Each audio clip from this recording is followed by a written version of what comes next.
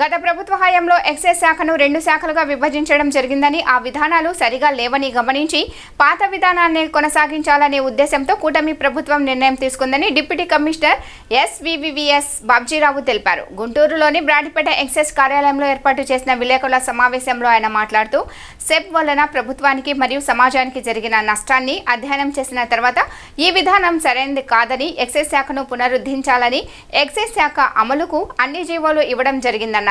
ఈ జీవోను ఇవ్వడం చాలా మంచిదని, కృతజ్ఞతాపూర్వకంగా ముఖ్యమంత్రి, ఎక్సైజ్ శాఖ మంత్రి చిత్రపటానికి ఫలాభిషేకం నిర్వహించామని తెలియజేశారు. ఈరోజు మీ అందరికీ తెలుసు, పూర్వం గత 5 సంవత్సరాల్లో మా డిపార్ట్మెంట్ 2 ముక్కలుగా జరిగింది.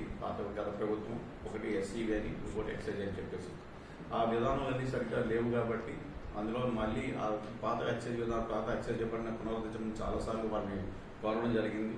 వాళ్ళు వివిధ కారణాల వల్ల వాళ్ళకి మనకి ఎటువంటి చర్య తీసుకోలేదు.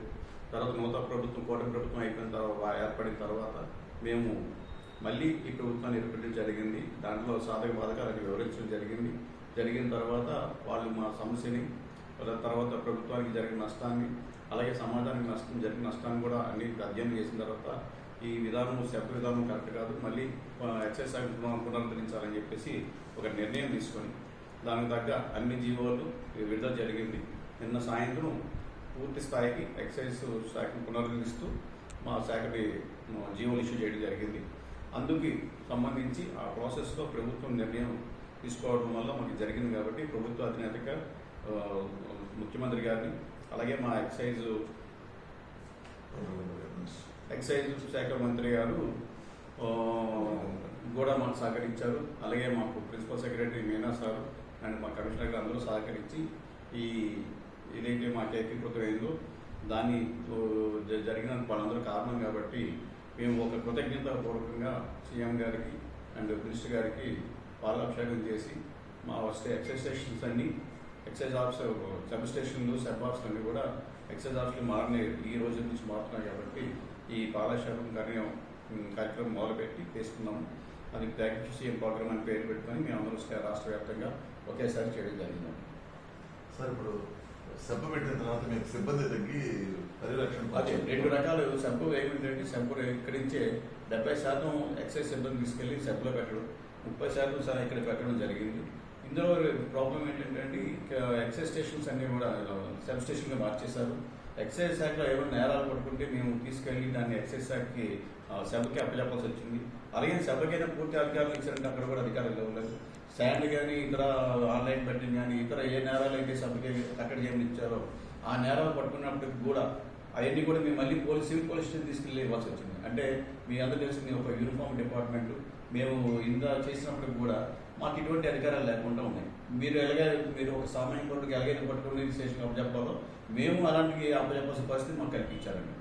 ఇవన్నీ కాకుండా మాకు సీనియారిటీ ప్రాబ్లం ఉంది, లేకపోతే మాతో సమాన ర్యాంక్ ఉన్న పోలీస్ అధికారులు మా మీద పెత్తనం వహించడం లాంటివి చాలా కారణాలు ఉన్నాయి.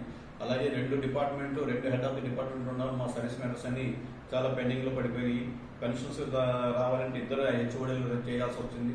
ఇలా రకరకాల కారణాల వల్ల మేము మా ఆఫీసులు కానీ చాలా ఇబ్బంది పడ్డాము. అంతేకాకుండా ఈ 2 దగ్గర కూడా సరైన సిబ్బంది లేకపోవడం వల్ల 2 మేము ఫుల్ ఫ్లెడ్జ్డ్గా పనిచేయలేకపోయినాము. ఈ కారణాల వల్ల చాలా సమస్యలు వచ్చినాయి కాబట్టి గంజాయి కానీ, నాటు సారాయి కానీ మేము ఎక్సైజ్ ఉన్నప్పుడు పూర్తిగా నిర్మూలించడానికి చాలా కృషి చేశాము. కానీ ఇప్పుడైతే చేయలేకపోతున్నాము అని చెప్పిన తర్వాత ప్రస్తుత కూటమి అన్ని అధ్యయనం చేసిన తర్వాత మళ్ళీ ఎక్సైజ్ శాఖను పూర్తి స్థాయిలో పునరుద్ధరించడానికి చర్యలు తీసుకున్నాను. మీకు వెనకొచ్చిన సిబ్బందితో మీకు సఫిషియెంట్ సిబ్బంది ఉంటుందా? ఇంకా పూర్తిగా మాకైతే 30% వేకెన్సీస్ ఉన్నాయండి. స్టిల్ మాకు శాంక్షన్ సెంటర్తో పోల్చుకుంటే 30 నుంచి 35% వేకెన్సీలు ఉన్నాయి. ప్రస్తుతం 2 కలిసినాయి కాబట్టి అక్కడ 30, ఇక్కడ 70 ఉన్న దాంట్లో మాకు సర్దుకొని పనిచేస్తాం. మాకు కింద స్థాయిలో ఒక కాన్స్టిట్యూట్ స్థాయిలో అయితే మాకు బాగా కొరత ఉంది. అది కొద్ది రోజులు అయిన తర్వాత గవర్నమెంట్ని అది కూడా మేము అడుగుతున్నాం, రిక్రూట్మెంట్ చేపట్టమని చెప్పి అడుగుదాం అనుకుంటున్నాం. దానికి సంబంధించిన రిక్వైర్మెంట్ మీరు హెచ్ఎం గారి నోటీస్ తీసుకెళ్ళి హెచ్ఎం గారికి మేము డైరెక్ట్ కలదు, మా మినిస్టర్ గారికి జరిగిందండి. మినిస్టర్ గారు ఇదన్నీ ముందు మన నూతన మధ్య విధానం, ఈ ఎక్సైజ్ శాఖ పునర్నిర్మాణం ఇవన్నీ అయిన తర్వాత దాన్ని దృష్టి పెడదాం, ముందు ఇది పీస్ఫుల్గా లాంచ్ కానీ అని చెప్పడం జరిగిందండి. సార్, పాత గవర్నమెంట్లో ఉన్న బ్రాండ్స్ కొన్ని తీసేస్తాను. అవునండి, ఏ బ్రాండ్స్ తీసేస్తాను. కొన్ని తీసేస్తారండి. ప్రస్తుతం అంత ప్రాసెస్ జరుగుతుంది. మీకు సుమారుగా 1 అక్టోబర్ 1 నుంచి నూతన మద్య విధానం వచ్చేటట్టు వస్తుందని చెప్పి ప్రభుత్వం ప్రకటిస్తుంది. రేపు క్యాబినెట్లో దాని మీద చర్య తీసుకుంటారు, నిర్ణయం తీసుకున్న తర్వాత అన్నీ జరుగుతాయండి. ఏవైతే పాతపరంగా ఉన్నాయో తీసేసి నాణ్యమైన మద్యం ఇవ్వడానికి ప్రయత్నం చేస్తున్నారు. దాని మీద మంత్రుల సబ్ కమిటీ ఒకటి అధ్యయనం చేసింది.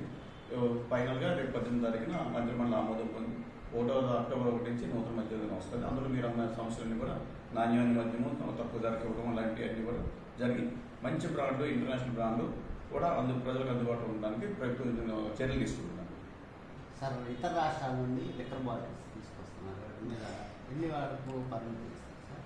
ప్రస్తుతం ఉన్న జీవోల ప్రకారం అయితే ఇతర రాష్ట్రాల నుంచి ఒక్కడి కూడా తీసుకురాకూడదండి.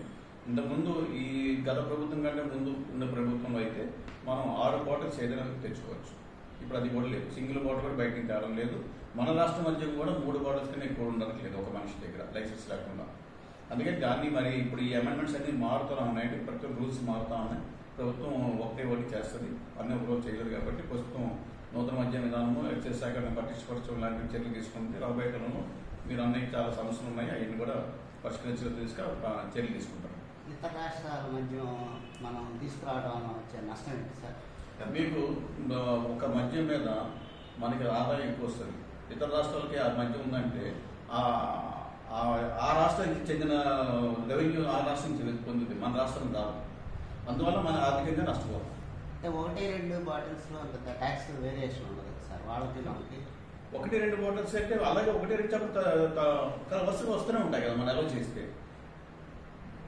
అందులో కొన్ని రాష్ట్రాలు ఏవైతే అంటే మనకన్నా తక్కువ ట్యాక్సేషన్ ఉంటుంది, అక్కడికి అన్ని తక్కువ ఉంటుంది. సపోజ్ గోవా తీసుకోండి, అక్కడ 34 రూపాయలకి బాటిల్ వస్తుంది. కర్ణాటక తీసుకోండి, 63 రూపాయలకి బాటిల్ వస్తుంది. మనకు వచ్చినప్పుడు 110-120 రూపాయలు ఉంది. అలాంటప్పుడు మనం అక్కడి నుంచి చౌకగా తీసుకుంటారు కదా, మనకి మనం కొన్నారు కదా. ఈ కొనపడం వల్ల మనకి 120 రూపాయలది ఒక 30 దానికి ఖరీదు తీసేస్తే 23 రూపాయలు తీసారనుకోండి, సుమారు 90 నుంచి 80 రూపాయలు ఒక బాటిల్ మీద ప్రభుత్వం నష్టపోతుంది. అలా విధంగా మీకు ఎక్కువ బాటిల్స్ వస్తే ఎంత ఎక్కువ వస్తే అది నష్టపోతూ ఉంటుంది. అది వచ్చి తాగుతుంటే మన బాటిల్ ఎవరు తాగదు కదా. అందులో గవర్నమెంట్ ఆదాయం తగ్గుతూ ఉంది. గవర్నమెంట్ మైన్స్లో సార్ ఏమంటే విధానం ఏదైతే గవర్నమెంట్ నిర్ణయం తీసుకుంటుందో అది ప్రైవేట్ షాపులు అనుకోండి ఆ విధంగా అవుతుంది. ఇదే ఉంచుదాం అనుకోండి ఇదే అవుతుంది. ప్రైవేట్ షాపులు అని తీసేద్దాం అనుకుంటే గవర్నమెంట్ షాప్ ఎక్కేస్తారు ఆటోమేటిక్గా. సార్, బార్ లైసెన్స్ ఫీజులు పెరుగుతాయా తగ్గుతాయా సార్? బార్ మీద ఇప్పుడు విధానం లేదండి. బార్ మీద ఆల్రెడీ మనం 3 సంవత్సరాలకి లీజ్ ఇవ్వడం జరిగింది. అందులో 2 సంవత్సరాలు అయింది. ఇదే ఉన్న బార్కి వచ్చే సెప్టెంబర్ వరకు ఆ గడువు ఉందండి. ఆ గడువు తర్వాత నిర్ణయం తీసుకుంటారు. ప్రస్తుతం బార్ మీద ఎటువంటి నిర్ణయం లేదు, పాతదే కొనసాగిస్తున్నాం.